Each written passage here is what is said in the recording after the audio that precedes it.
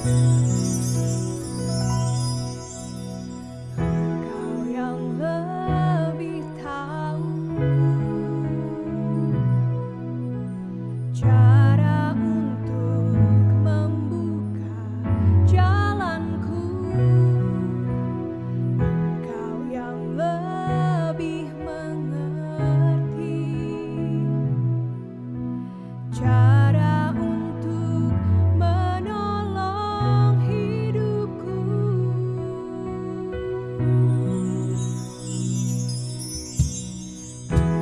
Kau yang lebih tahu cara untuk membuka jalanku.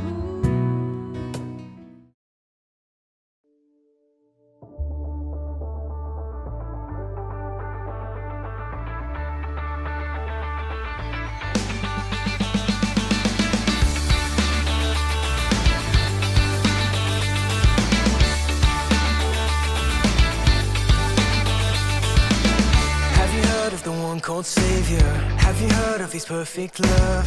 Have you heard of the one in heaven? Have you heard how he gave his son?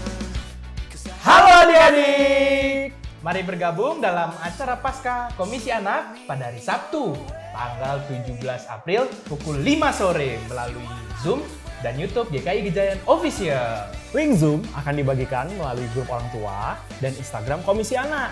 Adik-adik jangan lupa berpartisipasi mengirimkan video gerakan.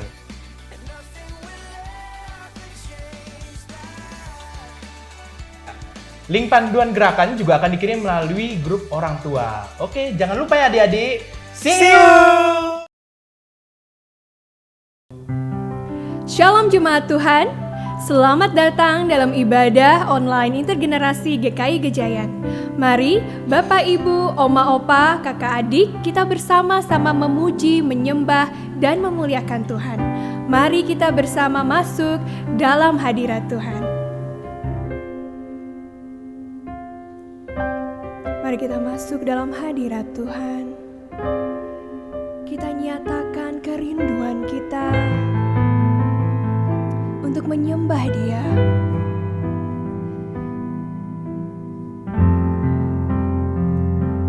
Kita mau nyatakan Tuhan, kita mau dekat dengan hati-Mu.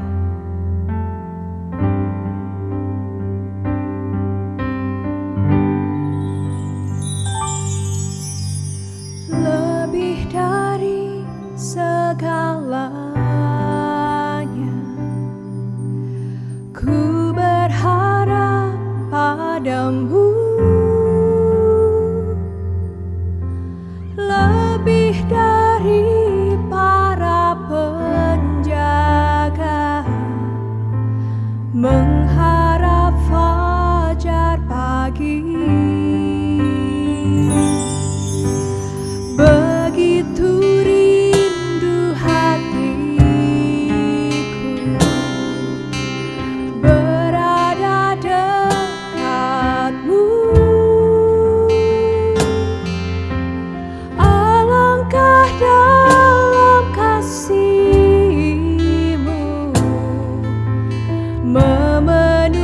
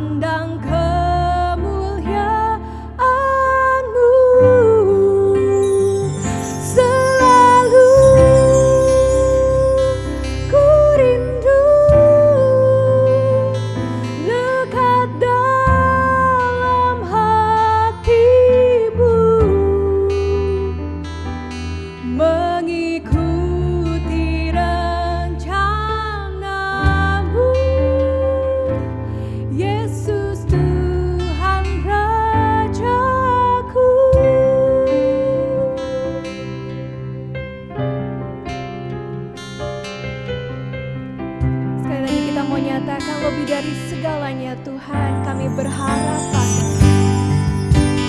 Lebih dari segalanya,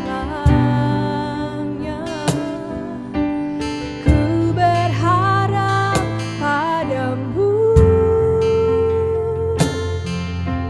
Lebih dari para penjaga, mengharap fajar pagi. Begitu rindu hatiku berada dekatmu. Alangkah dalam kasih-Mu memenuhi hidupku. Tenanglah jiwaku dalam naungan sayap-Mu, menembus awan kelabu, pandang kemuliaan-Mu. Selalu ku rindu lekat dalam hati-Mu, mengikuti rencana-Mu. Yesus Tuhan Rajaku.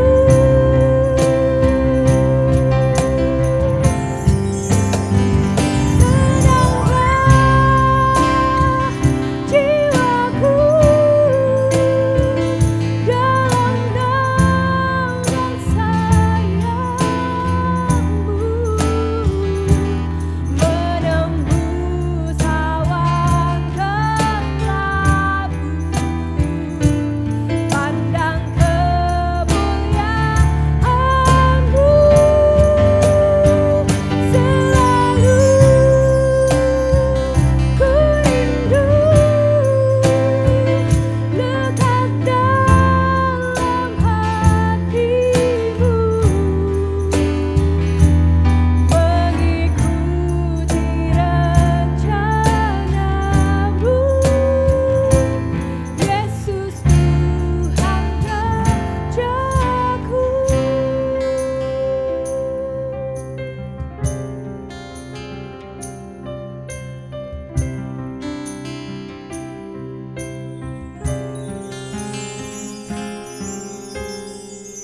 Saudara-saudara, mari kita memulai ibadah ini dengan pengakuan bahwa pertolongan kita adalah di dalam nama Tuhan yang menjadikan langit dan bumi, yang kasih setianya tetap untuk selama-lamanya, yang memelihara umat manusia di tengah pergumulan dan goncangan kehidupan.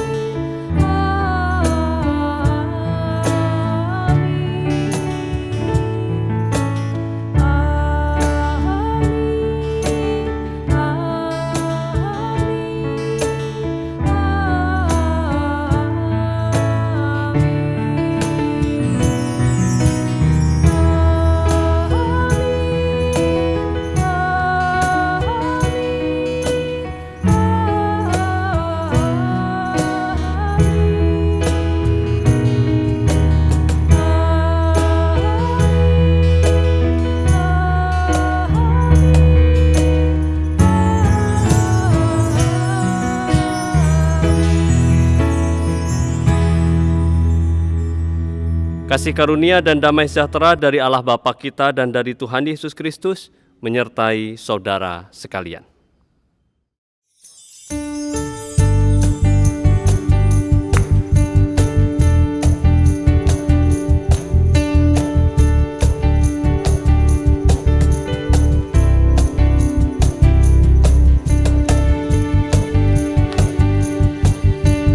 Dengan semangat mari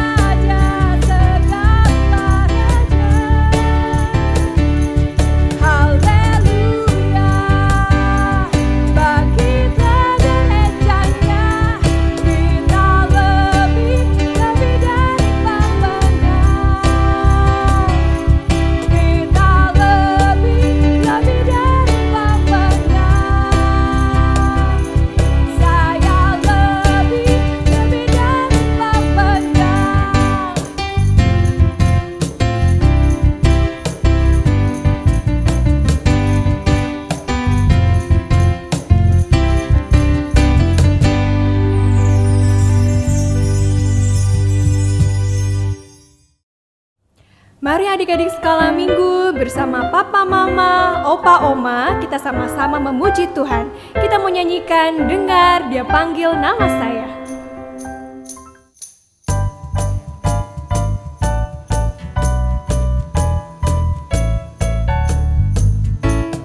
Dengar Dia panggil nama saya, dengar Dia panggil namamu, dengar Dia panggil nama saya, juga Dia panggil namamu, dengar Dia panggil nama saya, juga Dia panggil namamu, dengar Dia panggil nama saya, juga Dia panggil namamu.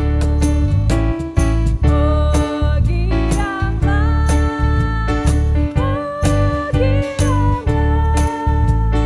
Yesus amat cinta pada saya. Oh giranglah.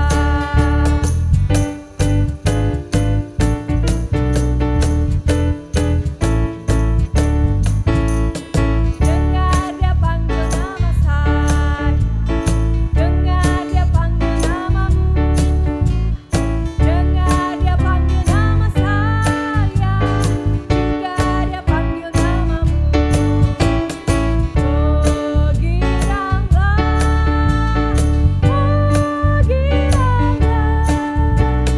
Yesus amat cinta pada saya.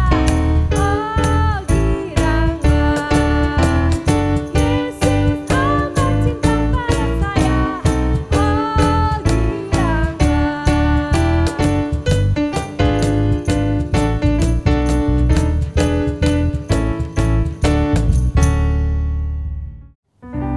Kita percaya bahwa Tuhan kita lebih besar dari setiap masalah kita.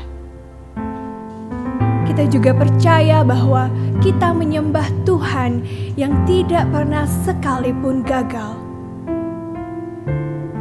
Dia akan menuntun kita menjadi pemenang dari setiap masalah kita.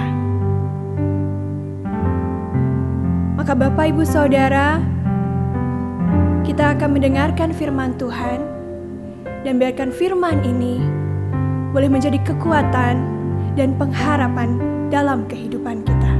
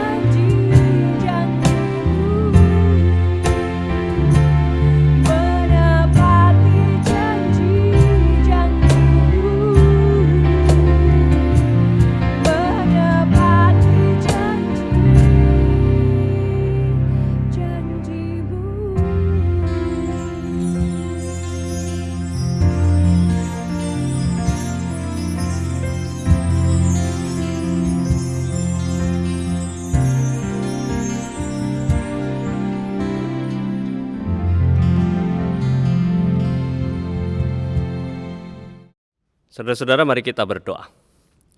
Ya Tuhan, kami akan bersama-sama membaca dan merenungkan firman Tuhan. Kami percaya Roh-Mu akan menolong kami supaya kami dimampukan untuk mengerti apa yang menjadi kehendak Tuhan dalam hidup kami.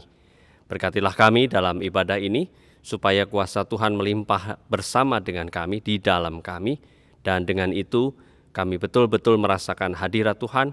Kami lebih lagi dituntun untuk menghadirkan kuasa dan kehendak Tuhan melalui kehidupan kami dalam kehidupan sehari-hari.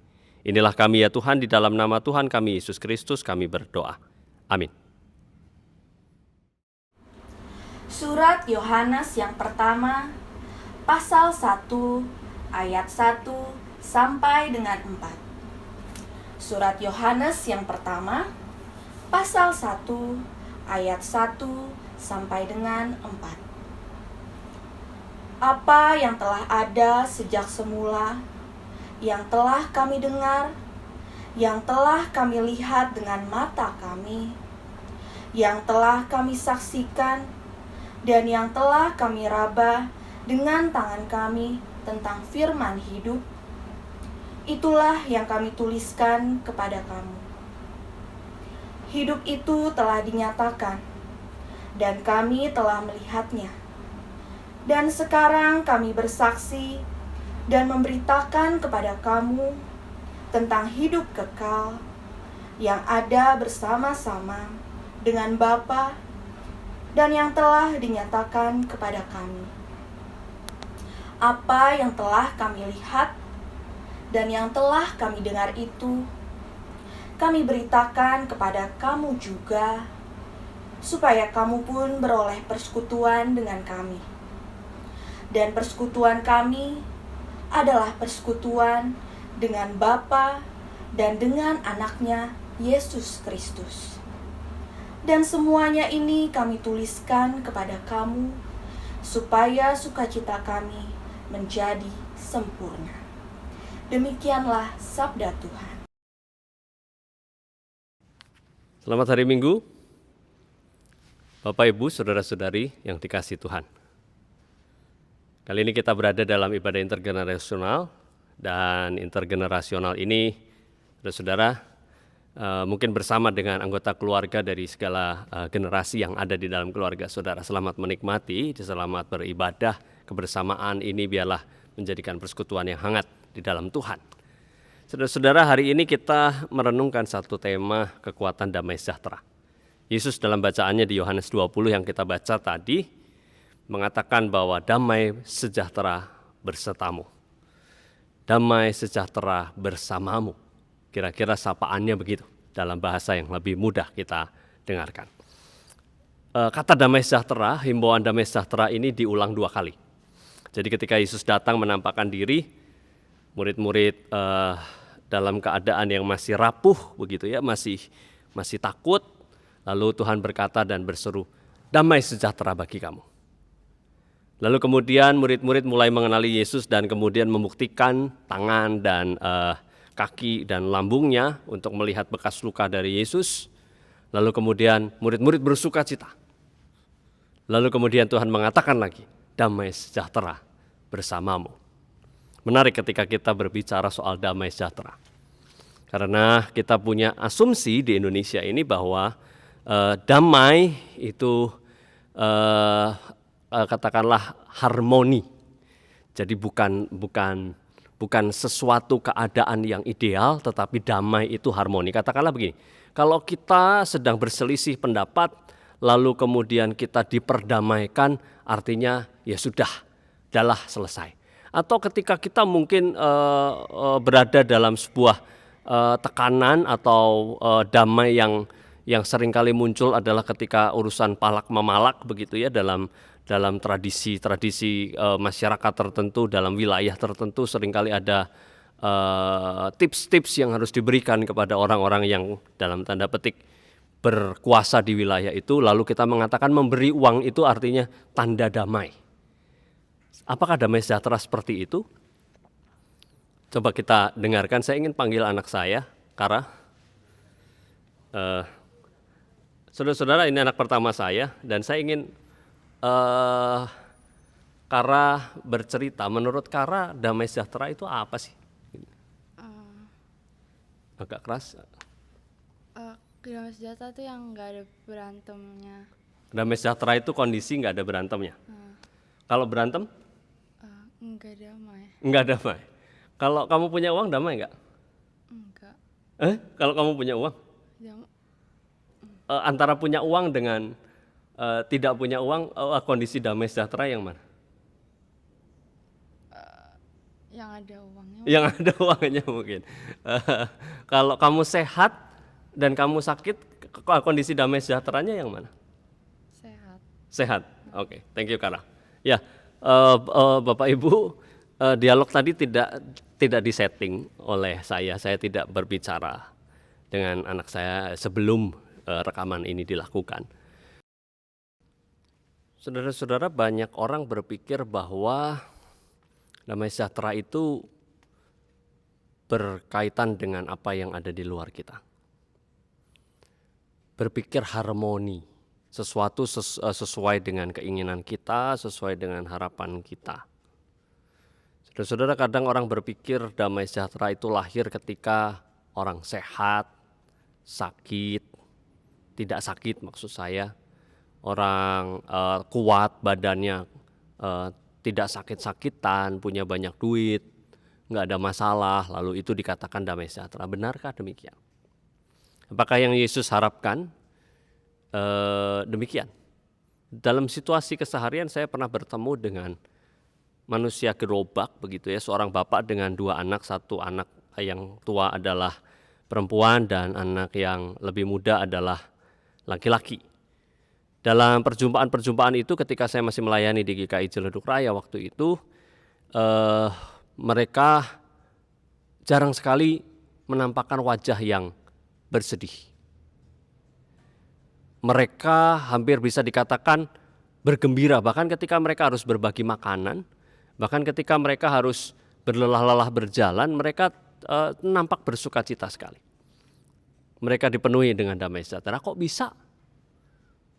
Orang yang dengan kekurangan, bahkan sendal pun nggak punya, mereka harus nyeker begitu. Kok bisa mereka berbahagia dan berdamai sejahtera? Kata shalom ini sebenarnya berkaitan dengan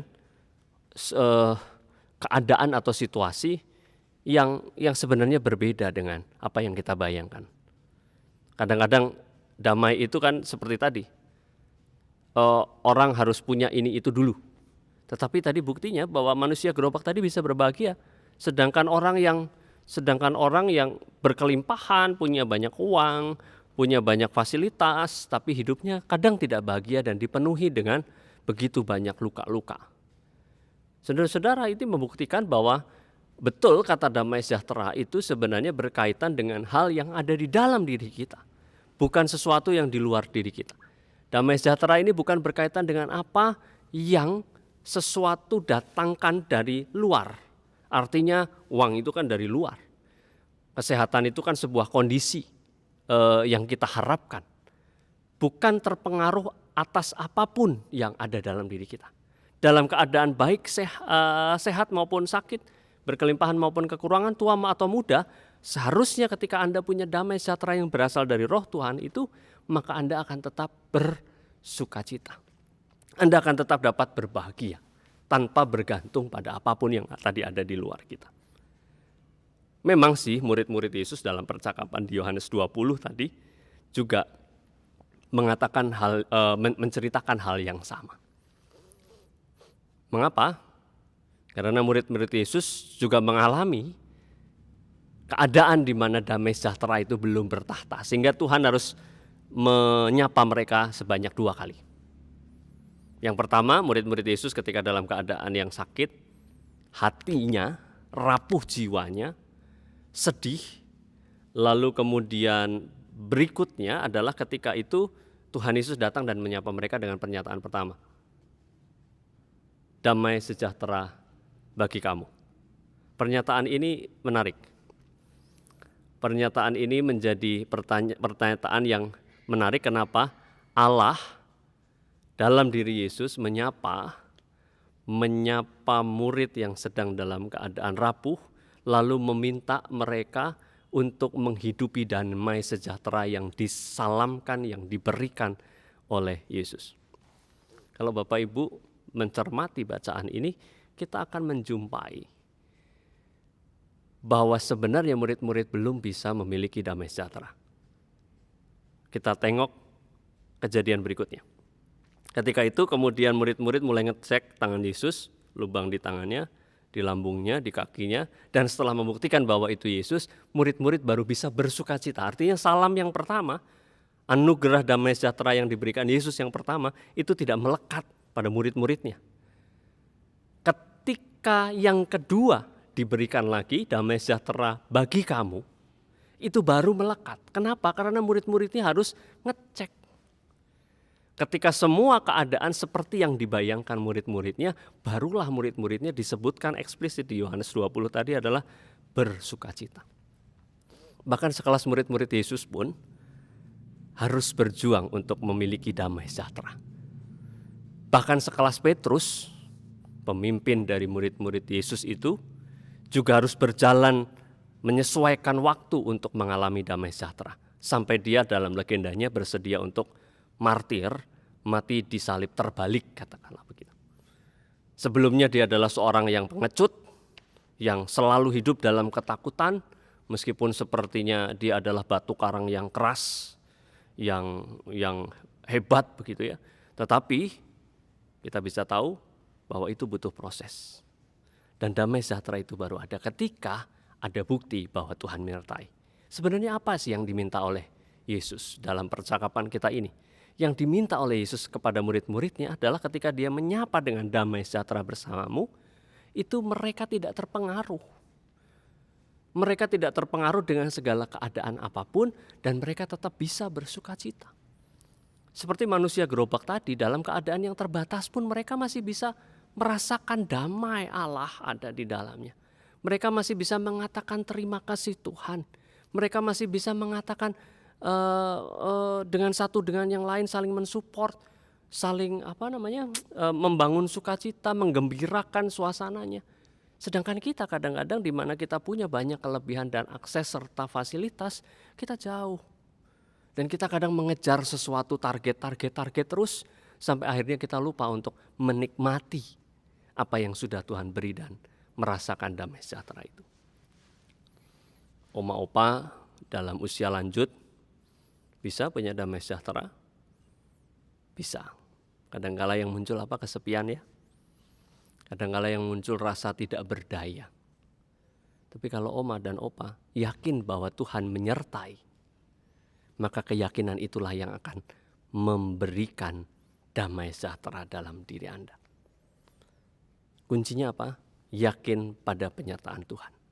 Beberapa saat lalu kami di Persekutuan Wilayah GKI Pondok Indah membuat satu acara bertema Ebenezer. Ebenezer berarti sampai di sini Tuhan menolong. Samuel dalam keadaan tertekan ketika berperang dengan Filistin pada saat itu berusaha untuk menghidupi damai sejahtera dengan mengatakan bahwa Ebenezer, sampai di sini Tuhan menolongku. Tetapi dia tetap percaya meskipun di sini Tuhan menolongku, nanti ke depan juga Tuhan pasti akan menolongku. Kenyataan bahwa Samuel percaya pada penyertaan Tuhan itulah yang membuat hidup Samuel jauh lebih bermakna, berbahagia. Orang tua, karena ini ibadah intergenerasional, orang tua juga kiranya tetap memiliki damai sejahtera. Perjuangan yang berat, anak-anak nilainya jelek misalnya, anak-anak nakal katakanlah begitu. Apakah Anda bisa tetap berdamai sejahtera dalam situasi yang demikian dan menemani anak-anak dalam proses pertumbuhan mereka, memahaminya sebagai proses yang perlu kita tuntun, kita temani, dan perlu kita mengurangi segala macam bentuk punishment yang bisa kita berikan, mendatangkan damai sejahtera untuk diri kita dan mereka dalam perjalanan bersama di dalam keluarga untuk mencapai cita-cita dan mimpi bersama. Apakah bisa? Bisa, asalkan kita yakin. Kadang musuh dari damai sejahtera adalah kecemasan dan ketakutan. Ada begitu banyak bayangan hitam di kepala kita untuk mencapai, untuk mereka-rekakan apa persoalan yang akan dihadapi, masalah-masalah apa dan sebagainya. Anak-anak muda juga kadang-kadang sudah dipengaruhi dengan kecemasan yang demikian. Tetapi kecemasan itu apa artinya ketika kita memikirkannya terus-menerus? Bukankah lebih baik kita bisa menikmati kehidupan lebih nyaman dengan kekuatan damai sejahtera tadi? Di masa COVID ini juga banyak toh tantangannya. Ada begitu banyak kesulitan yang dihadapi, bukan hanya Anda, saya, dan semua orang di dunia ini mengalaminya. Tetapi apakah ketika kita cembetut, ketika kita muram, ketika kita sedih, ketika kita hanya menangis, dan kita kehilangan daya hidup, apakah itu yang Tuhan harapkan? Tidak. Mari kita cari damai sejahtera itu, kita mintakan dari Tuhan. Syaratnya cuma satu, yakin bahwa Tuhan akan menolong. Ketika keyakinan itu ada, maka keyakinan itu akan menuntunmu untuk berjuang, akan menuntunmu untuk tahan uji, akan menuntunmu untuk bertekun, akan menuntunmu untuk bersyukur dan merasakan titik-titik kebahagiaan dalam hidupmu. Maka dari itu saudara-saudara, kiranya damai sejahtera Tuhan besertamu. Dan itu hanya bergantung pada dirimu, mau membuka diri untuknya, merasakan penyertaannya, atau hidup dalam kecemasan. Tentu jangan pilih yang kedua. Jangan pilih hidup dalam kecemasan dan ketakutan, tetapi percayalah, badai pasti berlalu. Percayalah, kita pun bisa tetap menari di dalam hujan. Kita pun masih bisa tetap merasakan kebahagiaan dalam hujan. Percayalah, Allah akan bersamamu. Di titik itu, Roh Allah akan mengaruniakan sukacita kepadamu. Tuhan Yesus memberkati. Amin. Bapak Ibu Saudara terkasih, mari kita kembali memperbarui iman percaya kita dengan memujikan lagu dari Kidung Jemaat 280, Aku Percaya.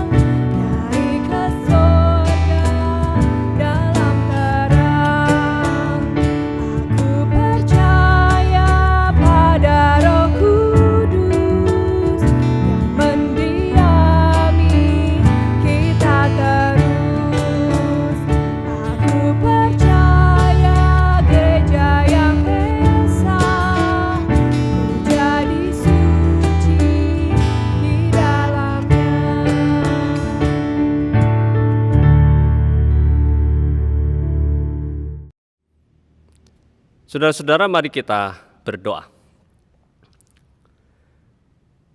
Ya Tuhan, damai sejahtera seringkali berbeda dengan apa yang kami bayangkan.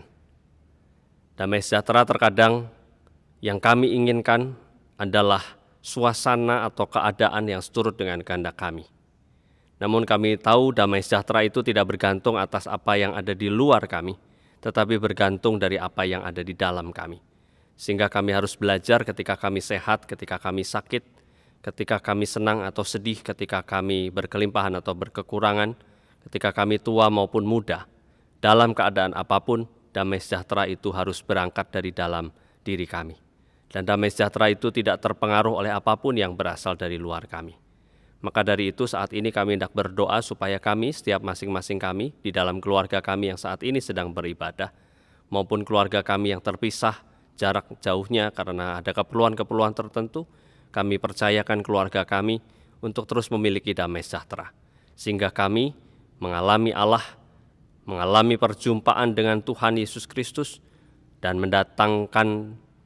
menerima damai sejahtera tidak bergantung dari apa yang ada di luar kami. Kami ingin Tuhan, kami memohon di dalam tangan-Mu, sehingga kami tidak ingin berdoa panjang lebar.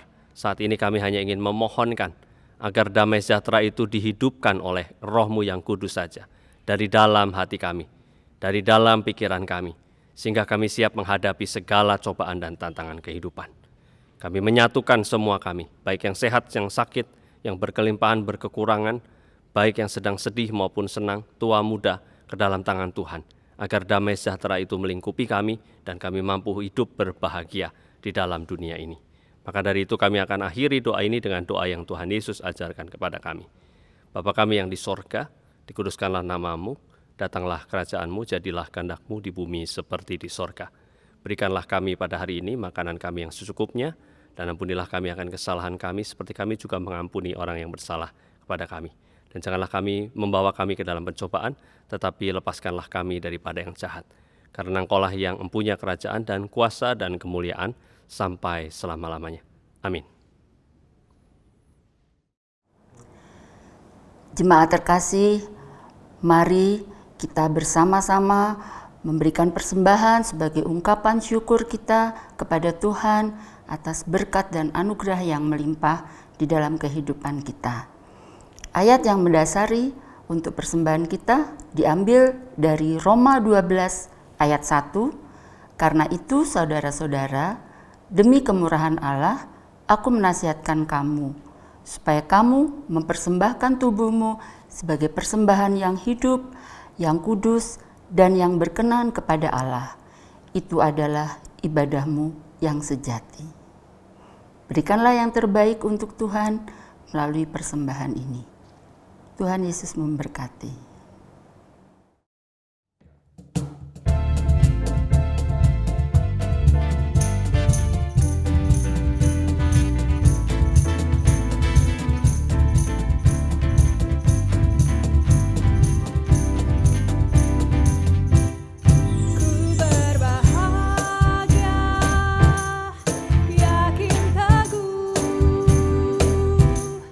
Yesus abadi.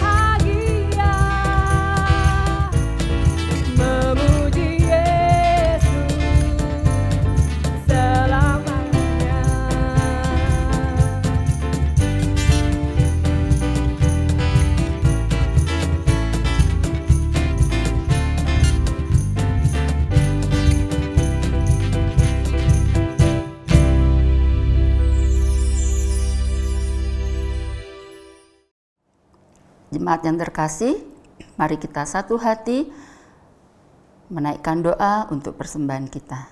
Mari kita berdoa. Tuhan Yesus, Tuhan yang baik, kami bersyukur Tuhan karena kasih-Mu, penyertaan-Mu tidak pernah berkesudahan di dalam hidup dan kehidupan kami. Tuhan, di sepanjang hari-hari yang sudah kami lewati, di dalam situasi pandemi yang belum berakhir ini, kami menyerahkan keberadaan kami ke dalam tangan-Mu, dan kami percaya Tuhan senantiasa ada bersama kami. Bahkan hari ini pun kami boleh beribadah itu karena kasih dan penyertaan Tuhan. Ya Bapa, kami tidak bersyukur melalui persembahan yang sudah kami kumpulkan. Kami menyerahkan persembahan ini ke dalam tangan pengasihan Tuhan. Berkati, kuduskan, sehingga persembahan ini layak di hadapan-Mu ya Bapa. Terlebih layak kami pergunakan untuk pekerjaan kemuliaan nama-Mu melalui pelayanan di gereja kami di sini. Ya Tuhan, berkatilah kami yang mengelola persembahan ini. Beri kami takut dan rasa tanggung jawab kepada-Mu ya Tuhan. Terlebih ya Allah Bapa, pakailah seluruh hidup dan kehidupan kami sebagai persembahan yang harum dan benar di hadapan Tuhan.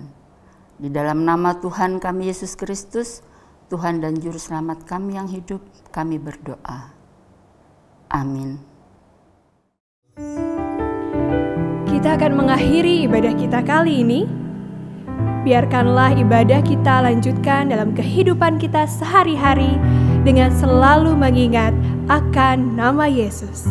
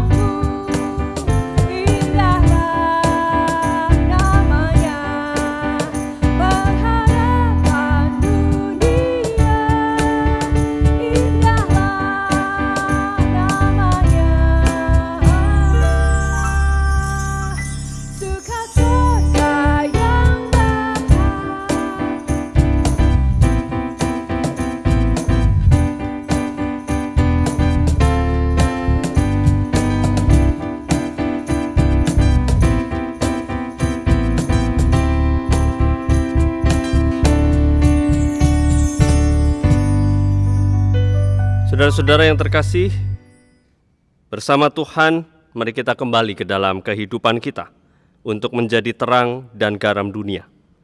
Dan terimalah berkat Tuhan yang menguatkan dan meneguhkan saudara. Kasih pertolongan Allah, kuasa keselamatan dan persahabatan Kristus, dan juga pertolongan Roh Kudus, serta damai sejahtera yang berasal darinya, melingkupi saudara, dari kini sampai selama-lamanya. Amin.